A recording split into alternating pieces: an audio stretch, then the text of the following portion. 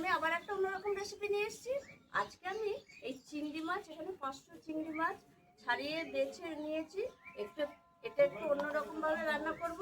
এখানে আলু দেবো, আলু, পেঁয়াজ কুচি, কাঁচা লঙ্কা ছিঁড়া, পোস্ত বাটা, কাজু বাদাম বাটা, সর্ষে বাটা, নুন, টমেটো সস, সর্ষের তেল আর হলুদ গুঁড়ো, লঙ্কার গুঁড়ো। আর কিছু লাগবে না। প্রথমে আমি চিংড়ি মাছটা একটু নুন হলুদ মাখিয়ে নেব।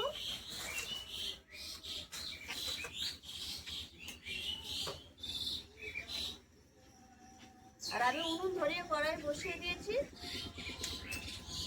কড়াই দিয়ে দেবো আমি একটু সাদা তেল, সর্ষের তেলও নিয়েছি। সর্ষের তেলটা নামাবার সময় দেবো, এখন লাগবে না, এখন সাদা তেলে রান্না।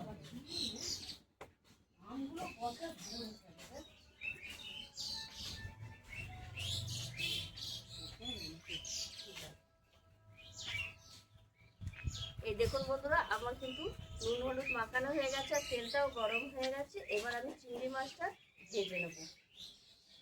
আর চিংড়ি মাছ খুব বেশি ভাজবো না, হালকা করেই ভাজবো।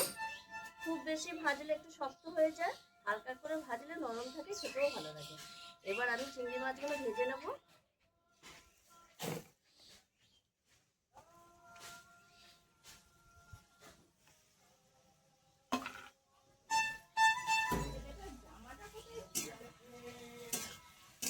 এইভাবে আমি একটু ভেজে নেব।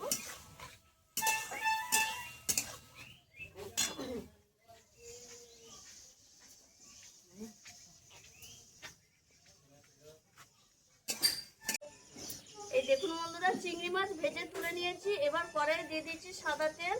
ফোড়নে দিয়ে দেবো একটু রাঁধুনি, পেঁয়াজ কুচি, কাঁচা লঙ্কা চেরা, আলুগুলোও দিয়ে দেবো। একটু সরু সরু পাতলা করে আলু কেটে নিয়েছি। এই রেসিপিতে আলু দেবো। এই মাছের রেসিপিটা একটু অন্যরকমভাবে করবো। আলু পেঁয়াজ একটু ভাজা ভাজা করে নেব 2 মিনিট মতো।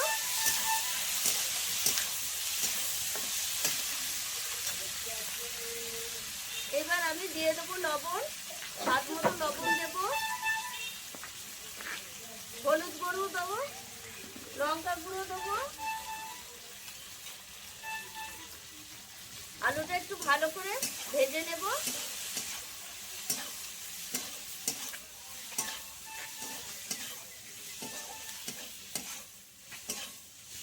এবার আমি দিয়ে দেবো সর্ষে বাটা।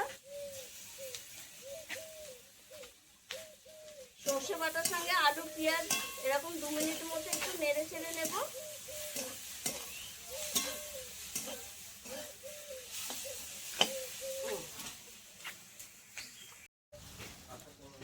আলু পেঁয়াজের সঙ্গে সর্ষে বাটা 2 মিনিট এরকম কষিয়ে নিয়েছি। এবার আমি দিয়ে দেবো একটু টমেটো সস। আপনাদের কাছে যদি টমেটো থাকে তাহলে দেবেন। আর দিয়ে দেবো এখানে পোস্ত বাটা, কাজু বাদাম বাটা। সবকিছু এরকম পোস্ত কাজু বাদাম আলুর সঙ্গে এরকম 2 মিনিট মতো কষিয়ে নেব। দেখুন বন্ধুরা, আমি 2 মিনিট মতো কষিয়ে নিয়েছি।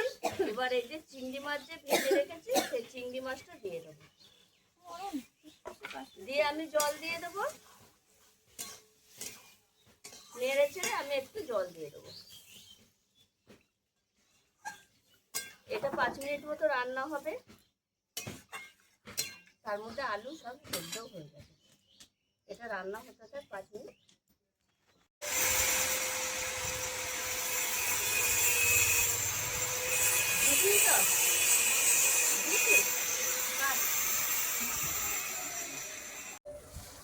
এই দেখুন বন্ধুরা, 5 মিনিট এভাবে রান্না হয়েছে। দিয়ে আমি ঢাকাটা খুলে দিয়েছি। এই দেখুন আলুও সেদ্ধ হয়ে গেছে আর ঠিকঠাক রেসিপিটা হয়েও গেছে। এবার আমি নামাবার আগে ওপর থেকে একটু কাঁচা সর্ষের তেল দিয়ে দেবো, দিয়ে নামিয়ে দেবো।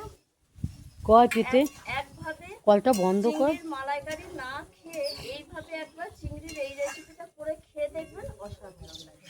এবার আমি নামিয়ে দেবো।